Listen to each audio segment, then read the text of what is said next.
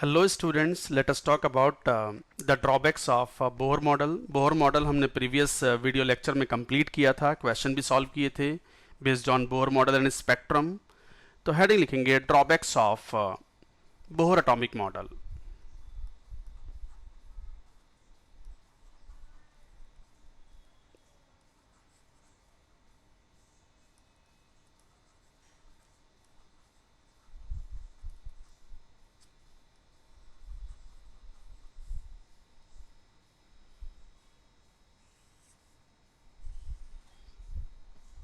Drawbacks of Bohr atomic model. पहला तो हमने पॉइंट पहले भी कहा था कि Bohr model is applicable only for single electron species. It could explain the spectrum of single electron species only. तो Bohr model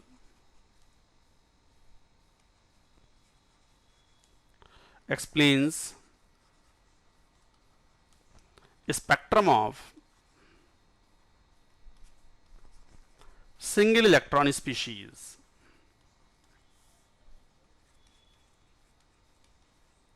only, like atomic hydrogen, He plus, Li2 plus, etc. It fails to explain the spectra of or spectrum of multi-electron species. Multi-electron species like helium, sodium, iron, etc. The Bohr model is applicable only for single electron species. It does not explain the spectrum of multi-electron species. उसका कारण भी है। क्या कारण है? We will study later. But in multi-electron species, there is a shielding effect because of the inner electrons, and to the outside electron, Z effective is less than Z. Effective nuclear charge is less than the nuclear charge applicable on the outer electrons. तो लिख देंगे briefly, तो इसको अलग से पढ़ेंगे. It is due to shielding effect.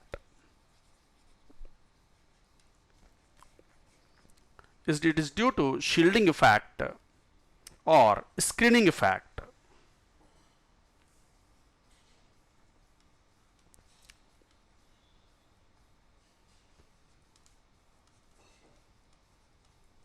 in multi-electron species.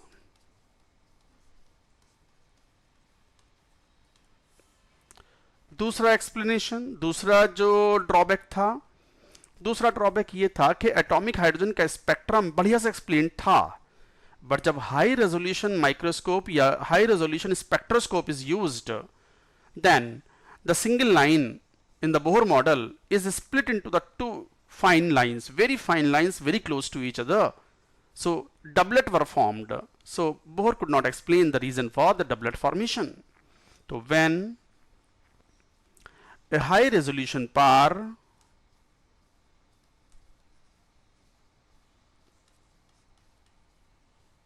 spectroscope is used,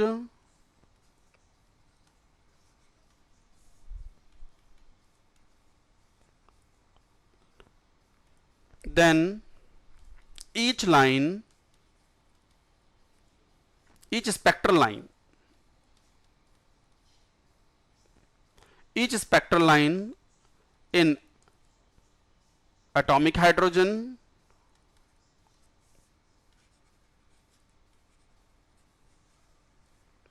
is split into two fine lines very close to each other in frequency. तो fine lines में वो बट गए डबलेट में, इसे बोलते हैं doublet. Bohr could not explain the doublet formation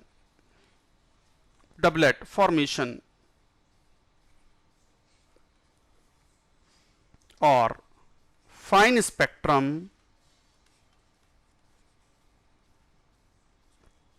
of atomic hydrogen.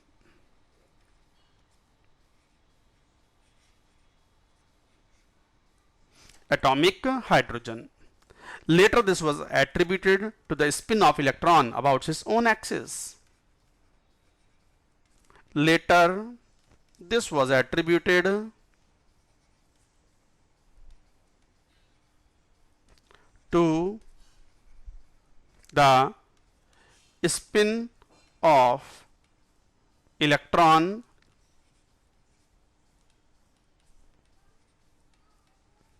about its own axis.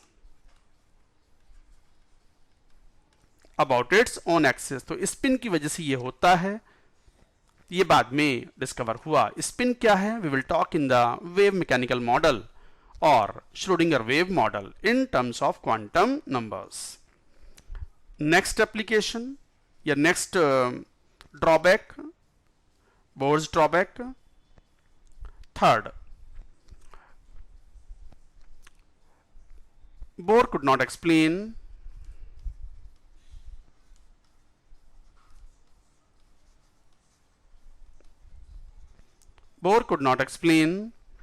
the splitting of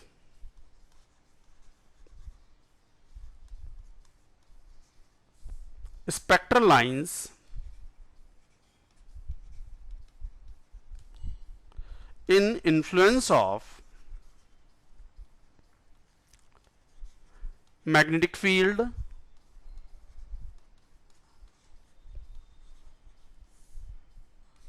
called Zeeman effect.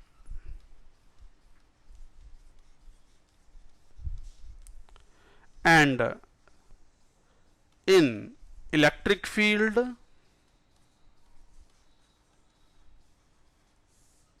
called Stark effect.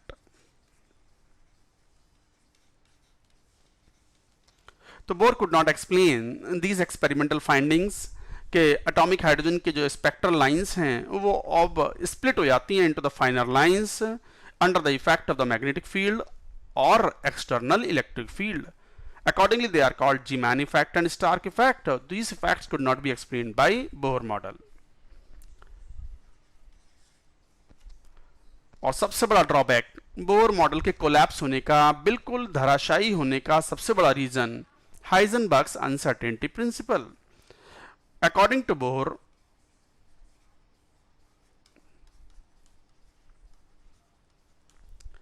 electron revolves in circular orbits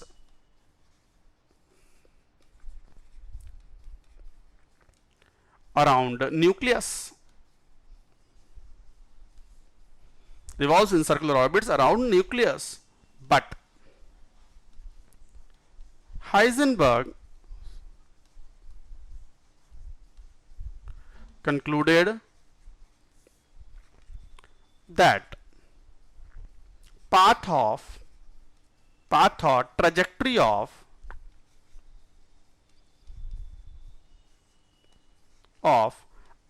a moving microscopic particle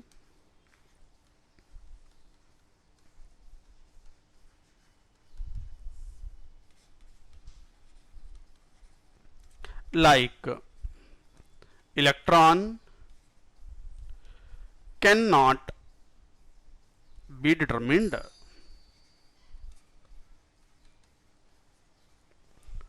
तो path तो determine ही नहीं हो सकता. And he use the concept of orbital instead of orbit. तो Bohr ने कहा circular orbit में move कर रहा है, तो path were decided to be circular orbits, but Heisenberg concluded that path और trajectory of the moving microscopic particle को हम डिसाइड ही नहीं कर सकते. So because of these reasons Bohr model failed and the next model came is based on Schrodinger wave equation called wave mechanical model. तो वो थोड़ा हम बाद में बात करेंगे because that is based on de Broglie's hypothesis also. तो इसके बाद में हम और जो एक दो टर्म्स हैं वो डिफाइन करेंगे. de Broglie's कॉन्सेप्ट क्या था, हाइजेनबर्ग अनसर्टेनिटी प्रिंसिपल क्या था, तो ये कुछ पॉइंट्स थे. तो अब ये थे drawbacks of Bohr model. Thereafter we will talk about next heading very important again, de Broglie's hypothesis.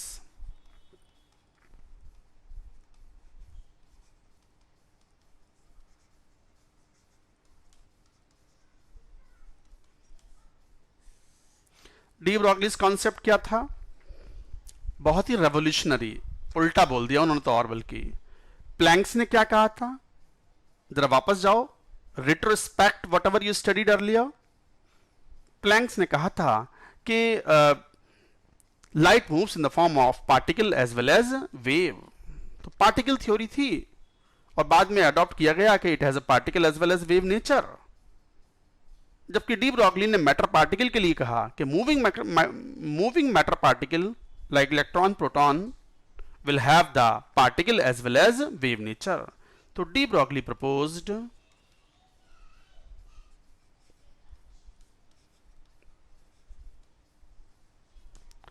the particle as well as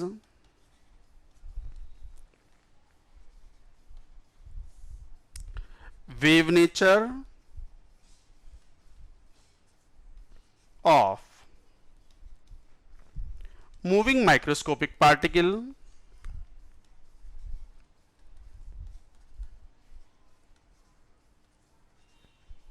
like electron, proton, atom, etc. तो डी ब्रॉगली ने प्रपोज किया that moving microscopic particle will have the particle as well as the wave nature. तो wave nature भी है और particle nature भी है। भाई इलेक्ट्रॉन को पार्टिकल तो माना ही जाता था, but moving electron is considered as a wave. ये पहली बार किसने कहा? डी ब्रॉगली ने। तो डी ब्रॉगली ने ये बात कही कि moving electron will behave like wave. अब ये डी ब्रॉगली तो प्रूव ना कर पाए, but Davisson and Germer did certain experiments and found that the spectrum of or the wave nature of moving electron is similar to the X-rays. तो Davison and Germer ये दो physicist हैं। मैंने पहले भी कहा atomic structure is the topic of physics. तो Davisson and Germer ये भी फिजिसिस्ट थे। तो Davisson and Germer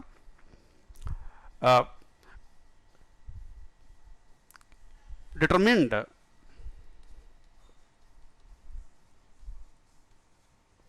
the wave nature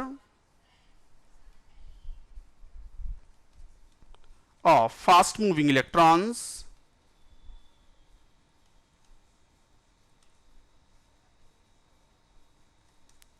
and observed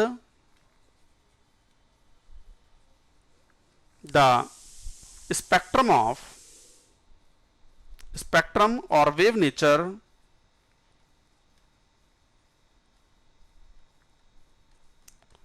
of moving electron similar to X-rays. So Davison and Germer determined the wave nature of fast moving electrons and observed the spectrum or wave nature of moving electrons similar to the X-rays.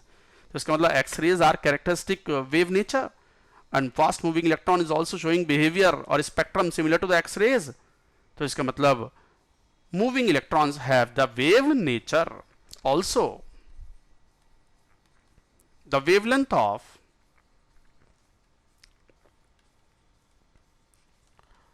wave nature of electron was found to be matching with the wave length expression given by de Broglie.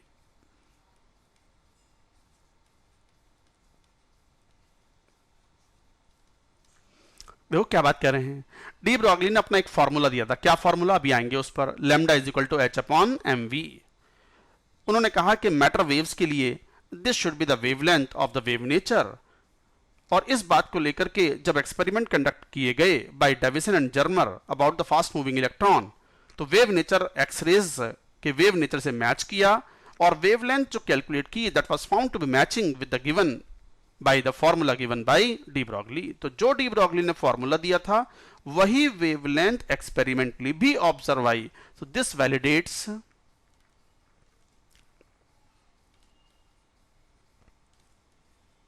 the wave nature of moving electron। अच्छा, formula कैसे find out किया, हमें numerical question कैसे solve करने होते हैं। जैसे आप कहते हो कि energy E is equal to m c square is equal to h c upon lambda, किसके लिए, लाइट के लिए, लाइट और फोटोन, फोटोन के लिए this is the expression E is equal to energy m c square for light and h c upon lambda. This is Planck's quantum theory. Einstein and Planck's theory combine की हमने, तो यहां से एक C से ये C कैंसिल आउट हो गया, तो lambda is what, H upon M into C। This is for photon.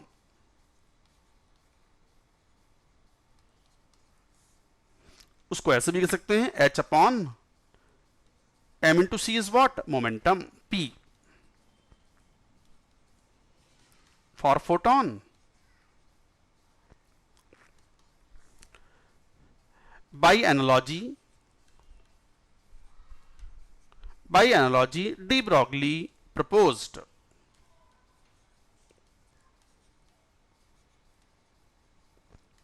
D Broglie ने क्या प्रपोज किया, बिल्कुल similar formula, lambda is equal to H upon M into C की जगह बस क्या ले लिया, V for a matter wave.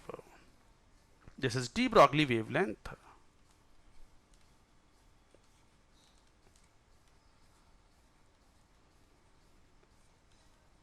This is de Broglie wavelength, and this formula is applicable for matter waves, for matter particles, for moving matter particles। तो अगर matter particle का कोई मूविंग है तो it will have the wave nature, and that wave nature wavelength is given by the expression lambda is equal to H upon mv। बिल्कुल इसी के जैसा फॉर्मूला उन्होंने प्रपोज किया कि जैसे लाइट के लिए वेवलेंथ हम कैलकुलेट करते हैं, बस आप C is the speed of light which is constant value 3 into 10 to the power 8 metre per second. Instead of C matter particle की जो भी स्पीड हो, obviously the speed of the matter particle will be less than the speed of light, तो V जो है वो C से कम होगा। M is the mass of the matter particle, तो M क्या है, मास ऑफ मैटर पार्टिकल,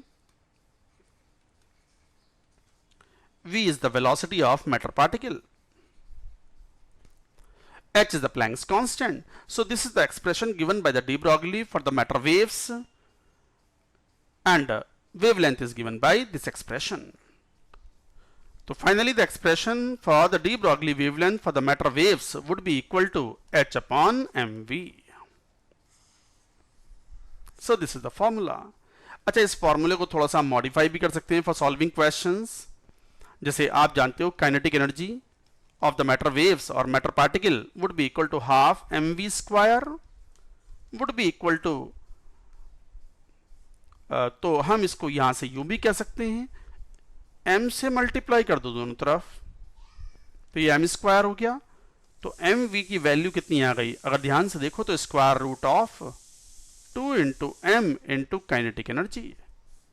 मान लो इक्वेशन नंबर 1 थी, तो in terms of the kinetic energy you have the expression H upon root of mv कितना, 2 into m into kinetic energy. This is another expression for solving question. मान लो equation number 2।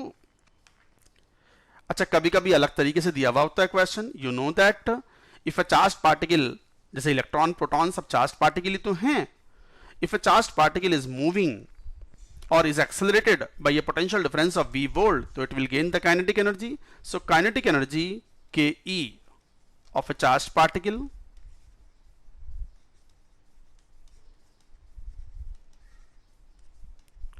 under a potential difference of v volt from rest would be what, हमने पढ़ रखा है kinetic energy is equal to q into we.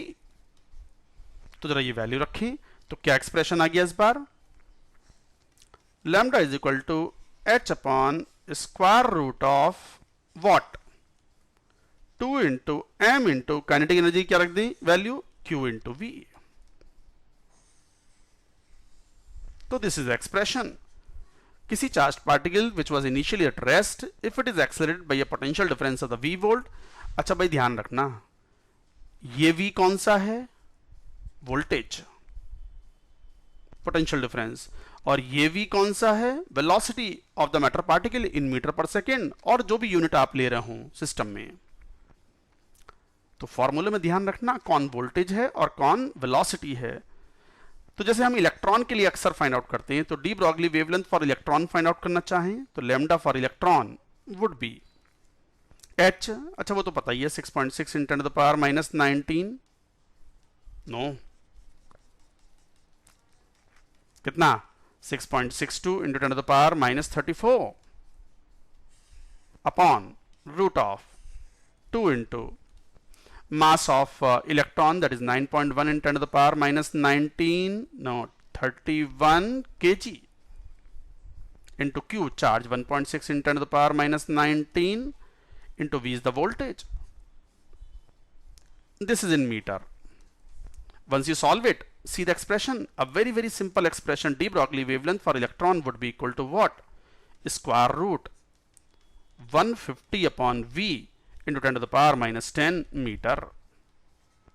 अब ये भी आप जानते हो 10⁻⁻10 metre is more appropriate unit what, angstrom. तो क्या फॉर्मूला आ गया, lambda e, that means de Broglie wavelength for an electron which was accelerated by a potential difference of v volt from the rest would be what, 150 upon v, angstrom। A very very crisp and useful formula for solving questions for electron। तो ये इस तरह के फॉर्मूले थे। तो हमारे पास एक तरीके से मैं समराइज कर दूं, समरी, डी ब्रॉगली वेवलेंथ के फॉर्मूले h अपॉन एम वी, एक फॉर्मूला। दूसरा फॉर्मूला काइनेटिक एनर्जी के टर्म्स में क्या आया था, आप ही बताओ क्या आया था, 2 into mass into kinetic energy. अच्छा वोल्टेज के टर्म्स में क्या आया था formula, h upon root of 2 into M into q into we. तो दीज आर, अच्छा फॉर्मूला एक ही है यही वाला, कई बार आप इसे सिंबलाइज भी करते हो, इसे यूं भी लिखते हो h upon p, p is linear momentum. तो अगर लीनियर मोमेंटम ग्राफ ड्रॉ करना चाहो तो you can draw like this, this is D Broglie wavelength and this is momentum, linear momentum p, this is de Broglie wavelength।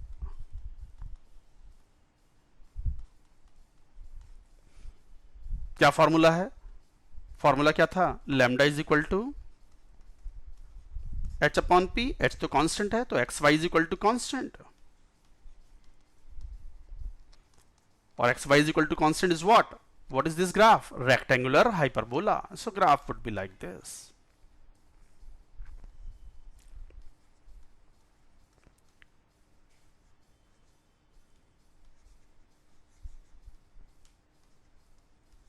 So this is rectangular hyperbola. क्या indicate कर रहा है?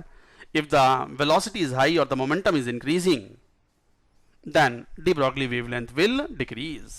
If the momentum is quite low, de Broglie wavelength is high। तो ये indicate करता है ये graph. Let us take a question on it। मान लो क्वेश्चन ऐसे कहे कि find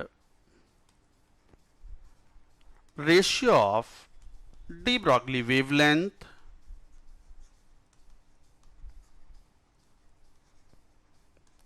de Broglie wavelength of proton and alpha particle first if both have same kinetic energy. Second, if both are accelerated from rest by same potential difference. तो देखो ये बहुत simple question होते हैं, अगर आपको फॉर्मूला पता है तो क्वेश्चन बड़ी आसानी से सॉल्व होगा, जैसे पहले ही ले they are asking the de Broglie wavelength of the proton and alpha particle, same kinetic energy. तो काइनेटिक एनर्जी वाला फॉर्मूला कौन सा था? Lambda is equal to H upon root of 2 into M into kinetic energy.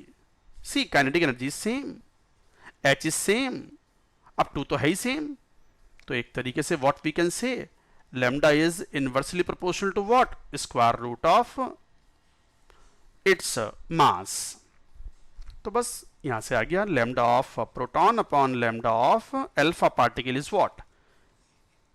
Square root of reverse ratio of their atomic masses or their mass. तो mass of alpha particle upon mass of proton. थोड़ा solve करें इसको। अब ये तो आप बहुत पहले भी पढ़ चुके हो एटॉमिक स्ट्रक्चर में कि mass of alpha particle is nearly 4 times because of the presence of the 2 proton and 2 neutron, nearly 4 times the mass of proton. तो 4 into mass of proton upon mass of proton, this cancels out, answer is 2, that's it, यही answer है। अच्छा मान लो second part पूछ लिया जाए, इस type से पूछ लिया जाए, क्या पूछा था? सेम वोल्टेज से एक्सेलरेट किया गया फ्रॉम द रेस्ट, तो फॉर्मूला कौन सा? Lambda is equal to H upon कौन सा formula? 2 into M into q into we.